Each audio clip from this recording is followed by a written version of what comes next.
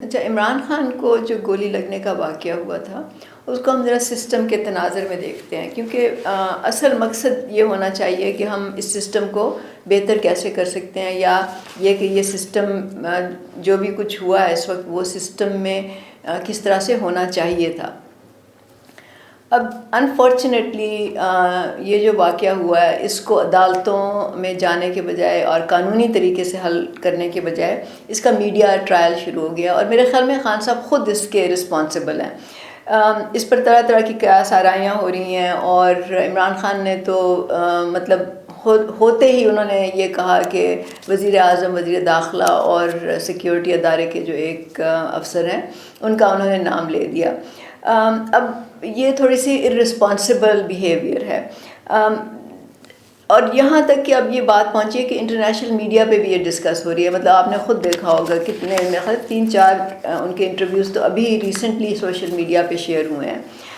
تو اگر ہم اس کو سسٹم کے تناظر میں دیکھیں اور یہ غور کریں کہ یہ واقعہ جو ہوا اس کو کس طرح سے ہینڈل ہونا چاہیے تھا، یا کس طرح سے اس پہ تفتیش ہونی چاہیے تھی، کیونکہ اگر ہم نظام کو ٹھیک کرنا چاہتے ہیں تو پھر ہمیں ہر ایک اس طرح کے واقعے کو الگ الگ دیکھنے کے بجائے اس کو پورے سسٹم کے حوالے سے دیکھنا چاہیے، تاکہ ہم اس میں بہتری لا سکیں اور جو کمزوریاں ہیں سسٹم کی اس کو ہم دور کر سکیں۔ اب جب ایسا ہوتا ہے کہیں بھی کسی ترقی یافتہ ملک میں تو اس کو کیسے اس پہ اس کی تفتیش ہوتی ہے۔ اچھا، اس کا باقاعدہ فورینزک آڈٹ ہوتا ہے، اور اس فورینزک آڈٹ کی رپورٹ جو ہے وہ پھر عدالت میں پیش کی جاتی ہے۔ اس میں یہ ہوتا ہے کہ ہتھیار کون سا تھا، ایک تھا یا ایک سے زیادہ تھے، گولیاں کتنی تھیں، ان کی تعداد کتنی تھی، کیا وہ پوری تھیں یا اس کے ٹکڑے تھے، وہ کس رینج سے، کس اینگل سے، کتنے فاصلے سے فائر ہوئیں، کیا پاسبل ہے کہ جو لوگ زخمی ہوئے کیا وہ ایک ہی طرف سے جو گولیاں آ رہی تھیں اس سے ہوئے، یا مختلف اطراف سے گولیاں آ رہی تھیں، ایک بندہ اٹیکر تھا یا ایک سے زیادہ تھے، اور پھر ہر زخم کی الگ الگ تفصیل بتائی جاتی ہے۔ مطلب یہ کہ وہ جسم کے کس حصے میں لگا، اس کا سائز کیا تھا، اس کے ارد گرد کیا نشان تھے، کیا جسم کے کتنے حصوں پہ وہ لگا، اور پھر کیا گولی ایک طرف سے نکلی اور مطلب ایک طرف سے لگی دوسری طرف سے نکل گئی، یا وہ ابھی جسم کے اندر ہی ہے، اور اگر جسم کے اندر ہے تو کیا ایکس رے پہ ہمیں وہ تمام گولیاں نظر آ رہی ہیں جس کے وہ زخم ہیں، یا گولیاں زیادہ ہیں زخم کم ہیں، یا زخم زیادہ ہیں گولیاں کم ہیں، اس میں کوئی ڈسکرپنسی تو نہیں ہے۔ زخم کی جو نوعیت ہوتی ہے، مطلب وہ راؤنڈ ہے، اوول شکل کا ہے، ارریگولر ہے، اس سے بہت کچھ پتہ چل سکتا ہے۔ تو اور گولیاں جو نکلتی ہیں وہ چاہے وہ آپریشن سے نکلیں یا موقع پہ نظر آئیں، ان سب کو مطلب تحویل میں لے لیا جاتا ہے، اس کو محفوظ کر لیا جاتا ہے تاکہ وہ عدالت میں ایویڈنس کے طور پہ پیش ہو سکیں۔ اور صرف اس شخص کا معائنہ نہیں ہوتا جو کہ مشہور ہو اور اس بڑا ہو اور امیر ہو یا طاقتور ہو، بلکہ اس حادثے میں یا اس واقعے میں زخمی ہونے والے ہر شخص کا اسی طرح معائنہ ہونا چاہیے۔ اور انفارچونیٹلی اس واقعے میں تو ایک بندہ مر بھی گیا، مطلب اس کا تو پوسٹ مارٹم ہونا چاہیے تھا، پتہ چلنا چاہیے تھی کہ اس کو گولی کہاں لگی، ایک سے زیادہ لگی، وہ مرا کیسے، گولی کس آرگن کو اس نے ڈیمیج کیا، لیکن اس کا تو نام و نشان ہی نہیں ہے کہیں پہ۔ مطلب دس از وٹ ٹیلز اس کہ یہ سسٹم جو ہے یہ صرف امیروں پہ فوکس کرتا ہے، طاقتور لوگوں کے پر فوکس کرتا ہے۔ خان کے بارے میں کہا جاتا ہے کہ جی 4 گولیاں لگیں، لیکن کبھی 1 کہا جاتا تھا، کبھی 2، کبھی بہرحال 4 کا خان صاحب نے خود کہا ہے۔ لیکن کل جو میڈیا پہ کچھ ان کی ایک ویڈیو چل رہی تھی جس میں وہ زخم دکھا رہے تھے، وہ ہمیں 3 زخم انہوں نے دکھائے، تو یہ بھی تھوڑا سا مجھے نہیں پتا کہ انہوں نے چوتھا جان کے نہیں دکھایا یا وہ ہے ہی نہیں، تو اس میں ڈسکرپنسی ہے اور ایک شک و شبہات اس میں پیدا ہوتے ہیں۔ اب یہ سارا کام جو میں نے بتایا نا کیا ہوتا ہے، یہ سارا ایمرجنسی یا موقع پہ ہوتا ہے، اور یا پھر یہ کسی ہسپتال کے ایمرجنسی روم میں ہوتا ہے۔ ایمرجنسی روم میں جو ڈاکٹرز کام کرتے ہیں ان کو اس میں مہارت ہوتی ہے، مطلب کیونکہ وہ ہر وقت یہ قتل و غارت کے اور گولیاں چلنے کے اور لوگوں کے زخمی ہونے کے، ان کے پاس ہر وقت اس طرح کے کیسز آ رہے ہوتے ہیں، تو ان کو ایکسپیرینس ہوتا ہے اس طرح کی چیزوں کا اور ان زخمی لوگوں کے معائنہ کرنے کا۔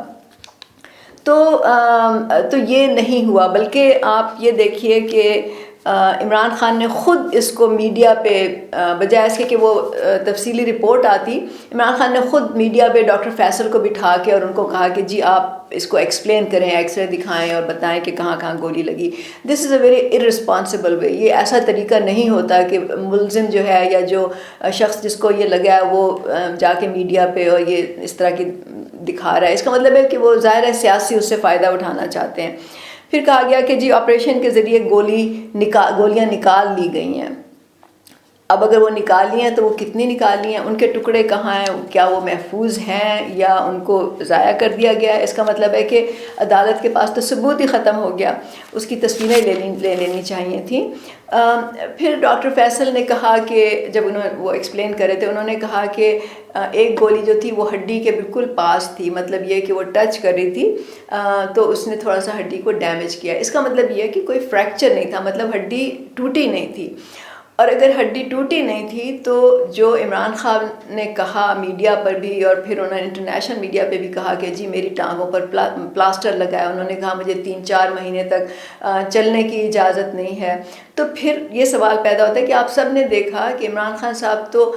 دوسرے دن آپ نے دیکھا کہ وہ ہسپتال میں چل رہے تھے، نہ ان کے پاس کوئی بیساکھی تھی، نہ وہ ویل چیئر میں تھے، ان کے ارد گرد لوگوں کا ایک جھمگٹا تھا اور وہ چل کے اور ان کی تصویریں اور ویڈیو جو تھی وہ میڈیا پہ دکھائی جا رہی تھی.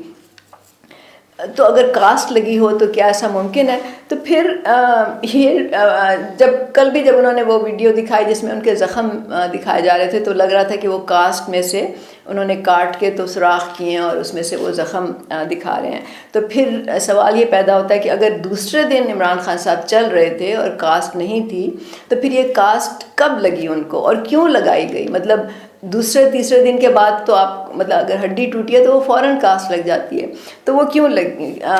لگی، کیسے لگی، کس نے لگائی وہ کاسٹ؟ تو میڈیا ٹرائل کرنے میں خان صاحب خود پیش ہیں، خود انہوں نے عدالت میں جانے کے بجائے یہ سارا کچھ انہوں نے خود پبلک میں کیا ہے اور ان کے جو ساتھی ہیں وہ اس میں بالکل پیش ہیں. تو انفارچونیٹلی عمران خان صاحب جو ہیں ان کا کبھی یہ میرا خیال ہے کہ ان کا یہ گول نہیں رہا یا ان کا یہ مقصد نہیں رہا کہ وہ نظام کو ٹھیک کریں، وہ نظام کی کمزوریوں کو دور کریں اور وہ تاکہ لوگوں کے لیے جو ہے وہ یہ نظام اسی طرح کام کرے جس طرح کے مشہور لوگوں کے لیے کرتا ہے، جس طرح کے طاقتور لوگوں کے لیے کرتا ہے. لیکن وہ یہ بدلنا نہیں چاہتے، وہ یہ کرنا نہیں چاہتے. وہ اس نظام سے فائدہ اٹھا کے وہ اس ملک کے ایک مطلق العنان حکمران بننا چاہتے ہیں تاکہ وہ تمام فیصلے ان کے ہاتھ میں ہوں، وہ جو چاہے وہ کر سکیں، جو وہ کہیں ان کی بات پوری ہو. لیکن آخر کار تو یہ جھوٹ جو ہے یہ ثابت ہو جاتا ہے اور جھوٹ کے پاؤں کہتے ہیں جھوٹ کے پاؤں نہیں ہوتے، تو وہ کب تک چلے گا؟ نہیں ہو سکتا. انٹرنیشنل میڈیا پہ جو جرنلسٹ جنہوں نے ان کے انٹرویو کیے انہوں نے ان سے بہت مشکل سوال کیے اور عمران خان صاحب اس کا جواب نہیں دے سکے کیونکہ باہر کے جو جرنلسٹ ہوتے ہیں وہ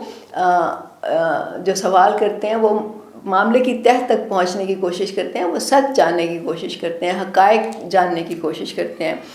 جو کہ شاید پاکستان میں جرنلسٹ ہیں وہ تھوڑا سا اس طرح کے طاقتور لوگوں کو ایک مارجن دے دیتے ہیں. تو انفارچونیٹلی اب ہونا یہ چاہیے کہ اس طرح کے جو کسی کو بھی گولی لگے، کسی کی بھی ڈیتھ ہو، کوئی بھی زخمی ہو اس ملک میں، وہ چاہے عمران خان ہو، وہ چاہے ارشد شریف کی انفارچونیٹ ڈیتھ ہو، وہ چاہے نور مقدم کا قتل ہو، وہ چاہے شاہ زیب کا قتل ہو، سب پہ اسی طرح کی تفتیش ہونی چاہیے، اسی طرح کے حقائق سامنے آنے چاہیے، عدالتوں میں مقدمہ چلنا چاہیے، حقائق سامنے آ کے پھر فیصلہ ہونا چاہیے. اور میڈیا جو ہے اس کو ایک حد تک تو ظاہر آزادی ہونی چاہیے، لیکن اس حد تک نہیں کہ پوری جو ٹرائل ہے وہ میڈیا پہ ہو رہا ہو بجائے اس کے کہ وہ قانون میں یا عدالتوں میں ہو رہا ہے. اور یہ میرا خیال ہے کہ تب تک نہیں ہوگا جب تک کہ لوگ خود اس بات کو نہیں سمجھیں گے اور جو سیاستدان ہیں یا جو حکمران ہیں ان کی سائڈ لینے کے بجائے اگر وہ غیر جانبداری سے اس پورے سسٹم کا معائنہ خود نہیں کریں گے اور خود یہ مطالبے